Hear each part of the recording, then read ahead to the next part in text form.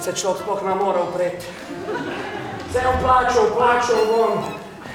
Marko Mandić je 38 vlog, ki jih je ustvaril v svoji karieri, povezal v performance Mandić stroj, ki bo aprila doživel že kar 50 prizoritev.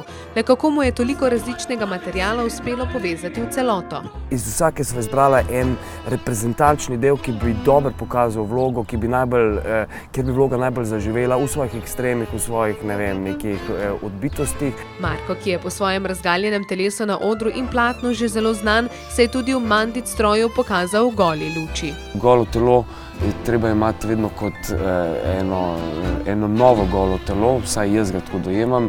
Vedno vsaka vloga ima neko fizično specifiko in se mi je to pogledno tudi zanimivo igrati, kako recimo z istim telesom mogoče uprizoriš različne fizične tonuse in različne pojavne oblike.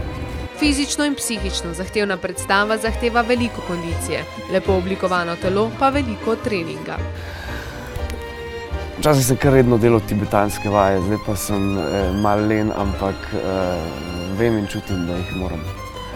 In potem se vedno znova lotim, danes bomo naredili tibetanske vaje. Pravi igralski stroj, bi mu lahko rekli, kaj ne?